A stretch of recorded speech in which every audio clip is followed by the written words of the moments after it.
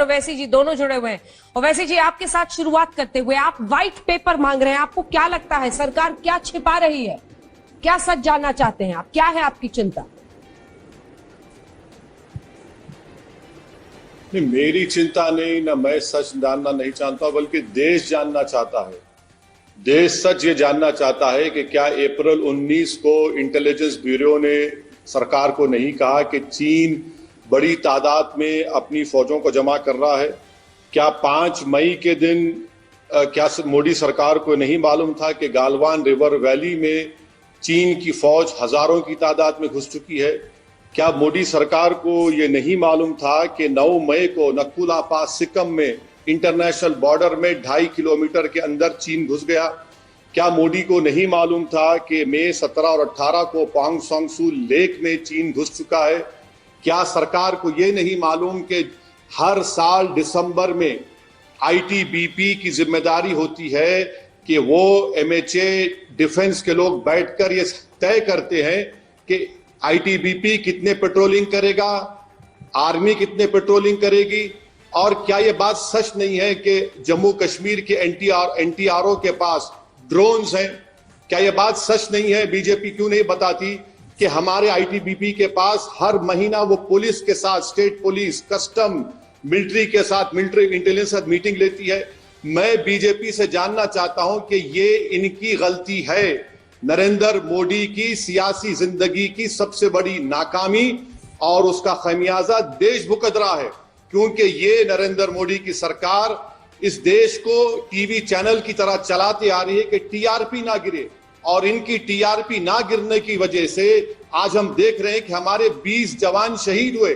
Madam, इससे बड़ी अफसोस की बात क्या हो सकती है कि 20 में से 17 के जिस्मों पर इतनी बुरी तरह के मार थे और 3 के चेहरे नजर नहीं आ रहे थे। 3 जवानों के गले काट दिए गए। एक हमारा कर्नल सुरेश बाबू के सर पर मारा गया। आज तक के सिस्टर चैनल पर एक सिपाही जिसका नाम राजस्थान का सुरेंद्र सिंह है, वो कह रहा है अपनी बाप को फोन करके कि अगर मेरे पास कृपान नहीं होता तो मुझे मार दिया जाता। कितने चीन के लोग आए? 2000। आखिर इसका जिम्मेदार कौन है? देश जानना चाहता है।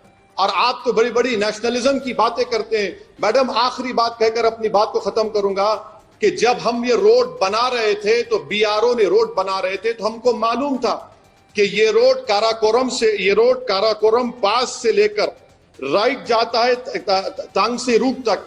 अब चीन पहाड़ों पर बैठा हुआ है।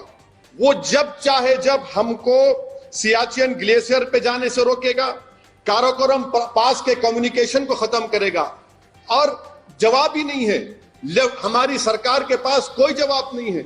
आखिर सरकार अगर बदला लेगी तो क्या चीन को सिक्किम की जमीन से गालवान वैली जो भारत का हिस्सा है, पोंग सांग्सू लेक जो भारत का हिस्सा है, आप हटाएंगे नहीं हटाएंगे? बताइए हमको। देश जानना चाहता है, मैं नहीं, देश सच जानना चाहता है, और उसके लिए जरूरी है कि व्हाइट पेपर को जारी करना पड़ेगा मोदी सरकार। सवाल यह है कि आज शहीदों के पार्थिव शरीर उनके घरों को पहुंच रहे हैं। आज लद्दाख में वायुसेना अध्यक्ष अचानक दौरे पर गए, वहां पर लड़ाकू विमान उड़ रहे हैं। क्या ये वो वक्त नहीं है जब हिंदुस्तान की हर राजनीतिक पार्टियों को अपने मतभेद के ऊपर उठकर एकजुट आवाज में बोलना चाहिए? वैसे मैडम, मैं आपसे गुजारिश करूंगा कि मुझे जनाब सुधांशु साहब के सवालों का जवाब देने का मौका दीजिए। यकीनन मैं मुल्क के साथ हूं, मैं मुल्क का वफादार हूं। मैं मोदी के साथ नहीं हूं, ना मैं मोदी का वफादार कभी रहूंगा। मैं देश का साथ देता आया और इंशाल्लाह देता रहूंगा। जनाब सुधांशु साहब, आप बात कर रहे हैं 2005 के एग्रीमेंट की। मैं आपसे कह रहा हूं कि भाड़ में जाए एग्रीमेंट वो जो मेरे सिपाहियों की जान को नहीं बचा सका। और अगर कोई मेरे सिपाही पर, मेरे घर में अगर मुझ पर बंदूक तानता है, मेरे कमांडिंग ऑफिसर को मारता है, तो हमारी सरकार को यह बोलना चाहिए था कि खबरदार, अगर हमारे किसी सिपाही के बाल पर भी आंच आती है तो गोली चलाओ। दुनिया का कानून है, इंटरनेशनल लॉ है, सेल्फ डिफेंस। भारत की जमीन पर चीन ने हमारे कमांडिंग ऑफिसर को, हमारे सिपाहियों को मार मार कर 3 पानी में डूब गए। 150 से ज्यादा लेह के अस्पताल में इलाज चल रहा है। 10 को उन्होंने होस्टेज बना लिया। जो आपने नहीं कहा, आज उसको छोड़ा। ऐसे एग्रीमेंट को मैं फाड़ कर फेंकता हूं देश के लिए। क्या आप भूल गए कि आर्मी ने क्या कहा था? अगर कोई पत्थर फेंकेगा तो गोली चलाएंगे। जब एक दुश्मन मुल्क का सिपाही हमारे कमांडिंग ऑफिसर पर हमला करता है तो आपकी सरकार यह कह रही है कि गोली नहीं चलाना चाहिए। सुधांशु जी, क्या हो गया आपकी हमीयत को? क्यों आप नहीं कहते कि गोली चलाना चाहिए था, मारना चाहिए था चीनियों को? और तीसरी बात, आप कह रहे हैं कि ये जो साइचन, सुधांशु जी आप ज्योग्राफी नहीं जानते, मैं आपको बता रहा हूं। चीन गालवान में बैठकर अब भारत की फौज के लिए बहुत मुश्किल हो जाएगा। Indian army access to Siachen glacier को रोकेंगे चीनी। और आप ये भी जान लीजिए कि काराकोरम पास के कम्युनिकेशन को चीन खत्म कर सकता है। मेरे सवाल का जवाब दीजिए। मैं जो कुछ कह रहा हूं मुझे कोई इंटेलिजेंस नहीं, बल्कि मीडिया में वाइडली रिपोर्ट हुआ है कि अप्रैल में आईबी ने रिपोर्ट दी और फिर मई 5 को, मई 9 को, मई 17 को ये तमाम मीडिया ने रिपोर्ट किया। आप इंडिया टुडे के चैनल पर मैप देख लीजिए कि आज भी चीन बैठा हुआ है। क्या चीन, सुधांशु जी, भारत की जमीन पर नहीं बैठा हुआ है? और क्या आप देश को ये पैगाम देना चाह रहे मोदी की तरफ से कि हमारे 20 मरे तो हमने उनको 20 को मारा? सुधांशु जी, एक हिंदुस्तानी की जान की कीमत सारे चीन की आबादी से बढ़कर है हमारे सिपाही की। क्या हो गया आज आप लोगों को? क्या सांप सूंघ लिया आप लोग? ठीक है, इसका जवाब सुधांशु जी देंगे। एक सेकंड सर, उससे पहले एक सवाल है वैसी जी मेरा आपसे। आप कह रहे हैं कि सेल्फ डिफेंस में तो उन्हें हथियार चलाना ही चाहिए था। क्या आप यकीन नहीं मान पा रहे कि हमने भी, हमारी सेना ने भी चीनी सैनिकों को मारा है? मारा होगा तो फिर तरीके अपनाए होंगे अपने। उन सब पर चर्चा और विस्तार तो नहीं कर सकते हम टीवी पर। आप ऐसा क्यों मान के बैठे हैं कि इन्होंने वापस वार नहीं किया, इन्होंने चीनियों को नहीं मारा? मैं उस वक्त मानूंगा जब नरेंद्र मोदी देश के सामने आकर कहेंगे कि हमारे 20 सिपाही जो मारे गए, जिसमें कमांडिंग ऑफिसर था, जैसा कि अभी सुधांशु कह रहे, गवर्नमेंट ऑफ इंडिया को ऑफिशियली एक्नॉलेज करना पड़ेगा। पीएम ने तो कहा था सर 40 को मारा। देखिए, पीएम ने तो कहा था कि मारते मारते मरे। मैडम मेरी एक, मारते मारते मरे तो मर गए ना, कितनों को मारा बताइए ना। उरी में हमारे 16 सिपाही मारे गए तो हमने सर्जिकल स्ट्राइक किया।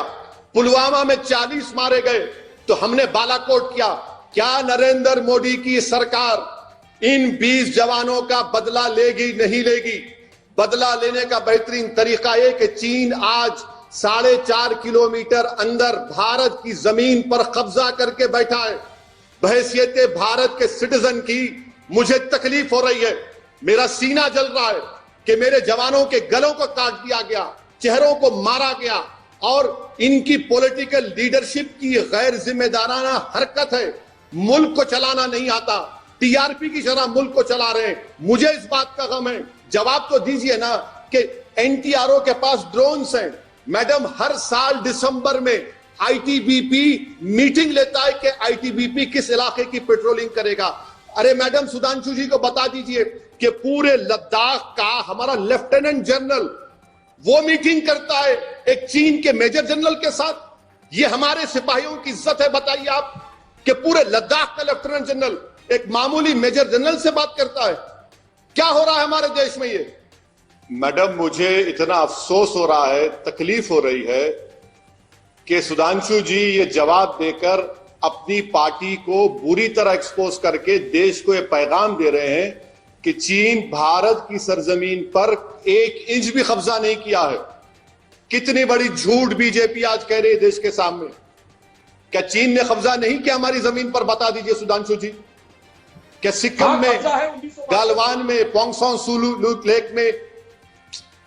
सर मैं आप जब बोल रहे थे मैंने कुछ नहीं कहा, मैं सुन रहा था, तो सब्र करिए प्लीज।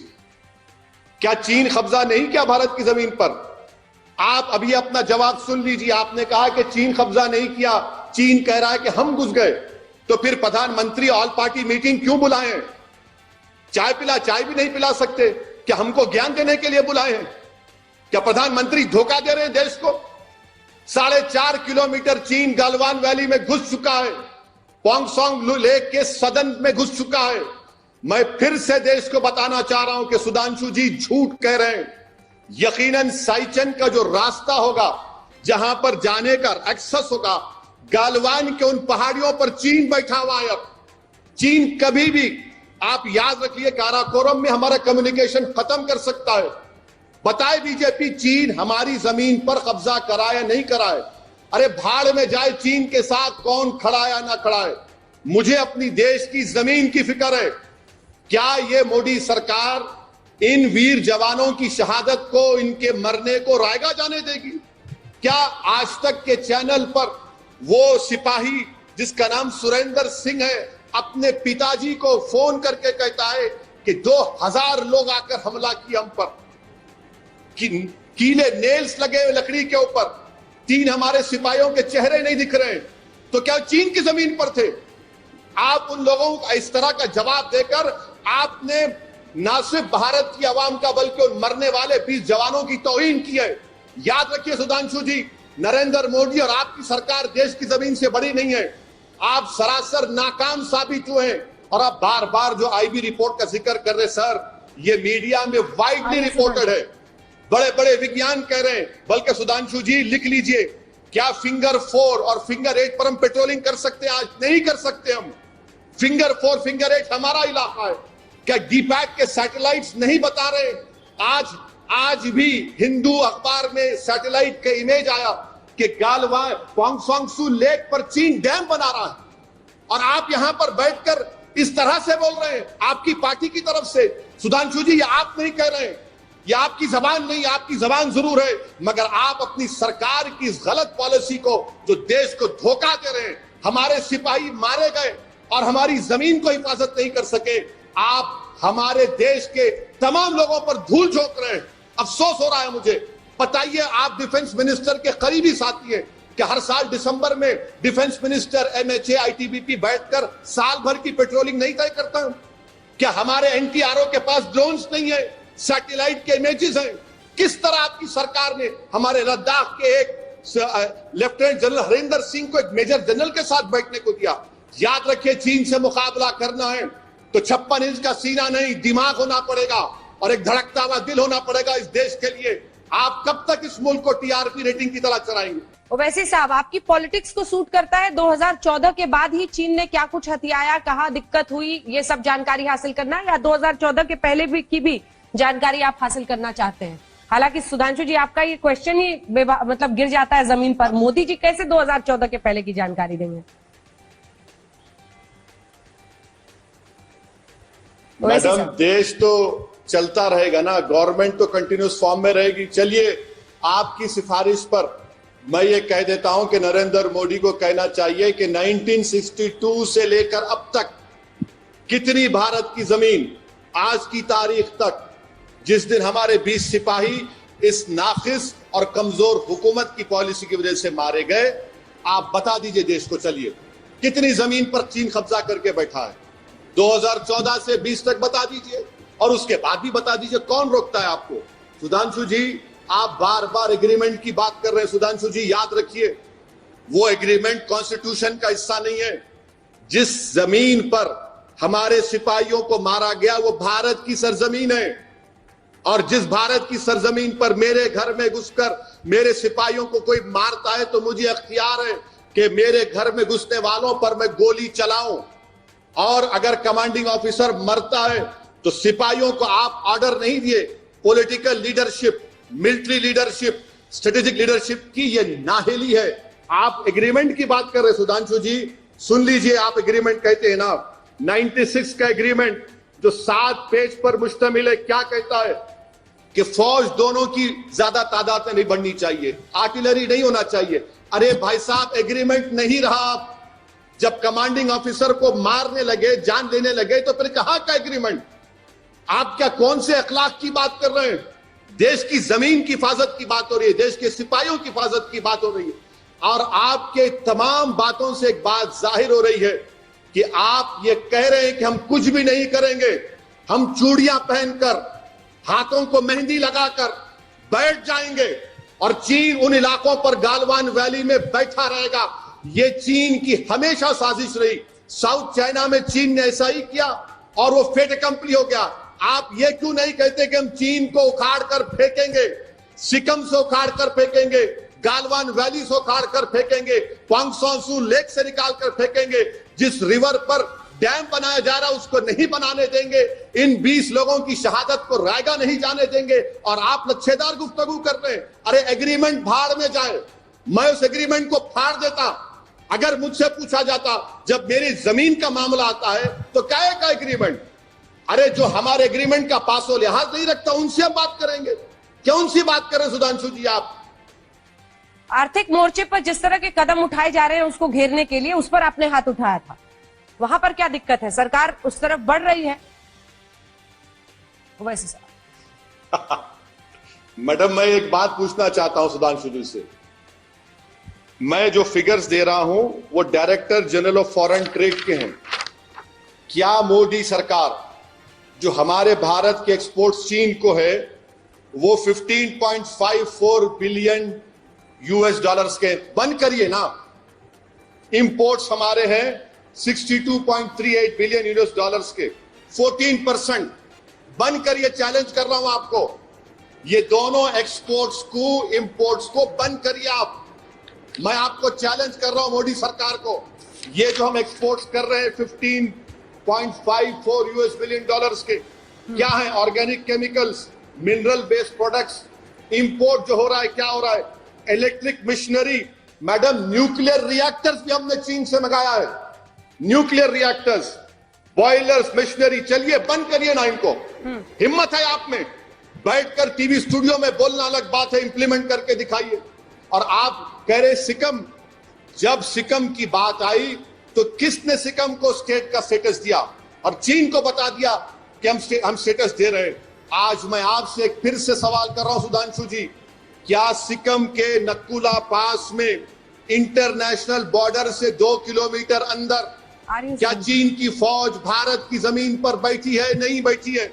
9 मई को हुआ है। आप मेरे सवालात का जवाब नहीं दे रहे, इसलिए नहीं दे पा रहे क्योंकि आपकी सरकार डरती है चीन से मुकाबला करने के लिए। कहां गया आपका जज्बा कि जब उरी में 16 सिपाही मारे गए तो सर्जिकल स्ट्राइक हुआ, 40 पुलिस वाले मारे गए पुलवामा में तो बालाकोट हुआ। क्या मोदी सरकार हमारी जमीन को वापस लेगी? नहीं लेगी। क्या चीन को उसी तरह जवाब देगी? नहीं देगी। या फिर आपका ये जो देशभक्ति है ये सिर्फ दिखावे की है, मुझे कहना पड़ेगा। और अफसोस तो ये सुधांशु जी कि आज आपसे मुझे उम्मीद नहीं थी कि आप अपनी पाकी की तर्जुमानी कर रहे हैं और कह रहे हैं कि चीन कब्जा ही नहीं किया। क्यों आरएसएस चुप है? सुधांशु जी कहां गए उनके उस देशभक्ति के नारे? आज सब रेडियो साइलेंस मेंटेन कर रहे हैं। अरे सुधांशु जी कब तक शेर शायरी करेंगे? आंखें दिखाइए, सीना दिखाइए, सेना को बोलिए अगर कोई जब गोली मारता है तो गोलियों की बौछार करो। ये शेर शायरी सरहद पर नहीं चलती सुधांशु जी, ये अमन के माहौल में अच्छा लगता है।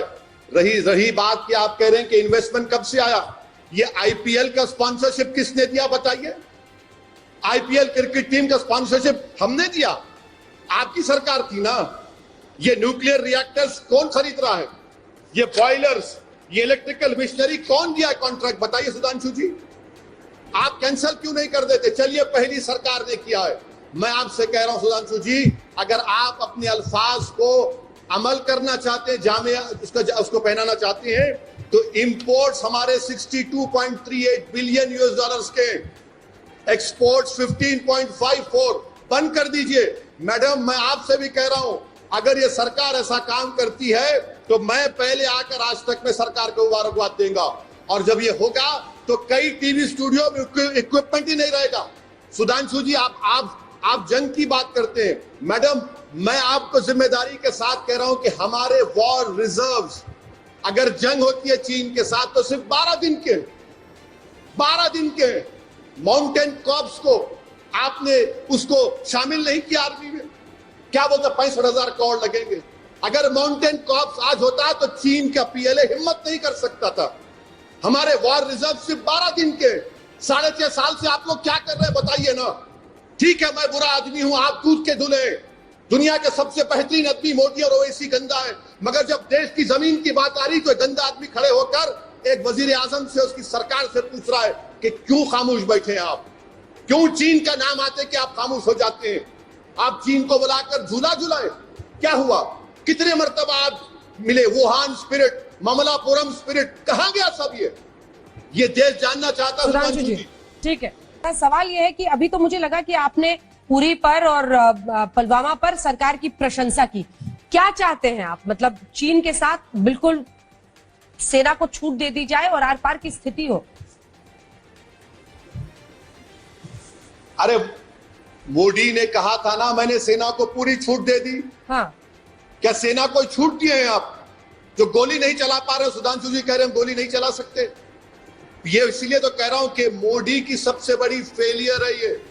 और आप कंक्लूडिंग रिमार्क्स की बात कर रहे हैं, सुधांशु जी कह रहे हैं टेररिज्म। अरे देवेंद्र सिंह, वो पुलिस का डीएसपी जो हिजबुल मुजाहिदीन के टेररिस्ट को लेकर गाड़ी में दिल्ली को ला रहा था भारत के लोगों को मारने के लिए, आपकी सरकार चार्जशीट नहीं डालती है और उसको बेल हो जाती है। एक महिला जो हामिला है उसको बेल नहीं देते। ये आपका टेररिज्म के ताल्लुक से ठीक है। आप चीन के इंपोर्ट एक्सपोर्ट पे जवाब नहीं दे रहे। स्टैच्यू ऑफ यूनिटी में क्या चीन से मटेरियल लिया सुधांशु जी? छोटा सा एकदम बस 2 लाइन का जवाब सुधांशु जी, वक्त की बहुत कमी है। क्या करेंगे उसको? आप लगा के रखेंगे उसको? आपकी सरकार नाकाम साबित हुई है। देवेंद्र सिंह को बेल मिल गई है सर।